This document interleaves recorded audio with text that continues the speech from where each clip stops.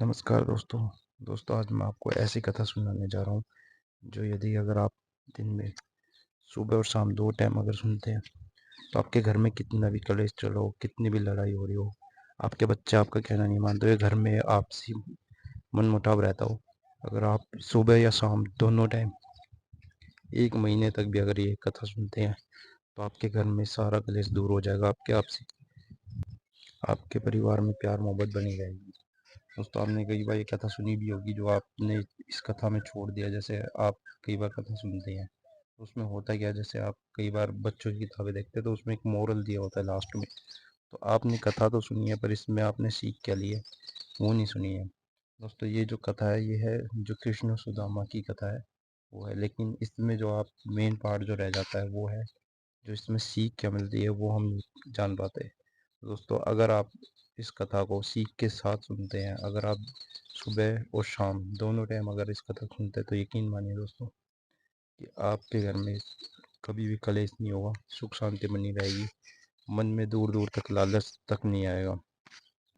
दोस्तों ये कथा हमें जो चीज़ें सिखाती है वो ये है कि हमने जो काम करते हैं, जैसे कि सुदामा बचपन में चोरी से श्री कृष्ण और बलराम के हिस्से के चने खा जाता है, तो उसका फल वो इतना ज़्यादा भुगतता है कि वो इतनी बहुत कठोर तपस्या करता है भगवान श्री कृष्ण की, फिर भी उसको उसका फल नहीं मिल पाता।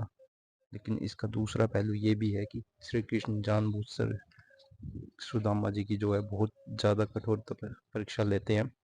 वो इसलिए ताकि वो उनको निखार सके, वो देख सके कि ये कितना चरित्रवान है, क्या ये झुक जाएगा गिर जाएगा। सुदामा का जो जीवन है उसमें मैं आपको बता दूं, सुदामा जो है एक तपस्वी ब्राह्मण है। तपस्वी ब्राह्मण जैसे कि ब्राह्मणों का जो कर्तव्य है वो ये नहीं है कि हर घर में जा जा के मांगना। वो केवल 5 ही घर में अनाज मांगते थे और वो कभी घर के अंदर नहीं जाते थे, बाहर से 2 या 3 बार बोलते थे।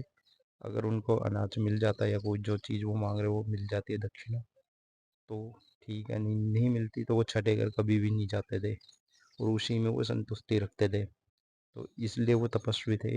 इसलिए मैंने आपको कहा कि वो तपस्वी ब्राह्मण थे। दूसरा उनका चरित्र जो आप जानते हैं कि वो एक चरित्रवान व्यक्ति थे। इतना होने के बावजूद भी जैसे आपको कई लोग कहते हैं कि मंदिर में जाके ये करो वो करो, आप ये चढ़ा दो वो चढ़ा दो आपको ये मिल जाएगा। इतना होने के बावजूद भी अगर श्री कृष्ण ने जब तक उन्होंने एक मुट्ठी चावल जो उनसे चुराए थे वो वापस नहीं किए, तब तक उन्होंने उनसे कुछ नहीं दिया। तो दोस्त आप खुद ही सोच सकते हो कि आपको तो क्या मिलने वाला है। जो लोग मंदिरों में जाके सोचते कि हमें मिल जाएगा, तो ऐसा कुछ नहीं है, क्योंकि कर्म का फल तो हर कोई भोगता है।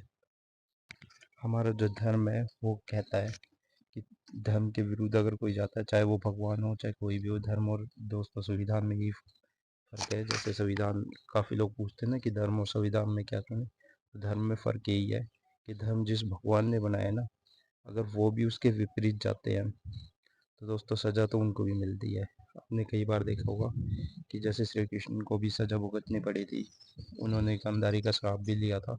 और भी बहुत से हैं, राम जी ने भी वनवास काटा था। तो जो भी धर्म के विरुद्ध जाता है दोस्तों सज़ा उसको मिलती है, चाहे वो खुद धर्म को बनाने वाला हो चाहे कोई हो।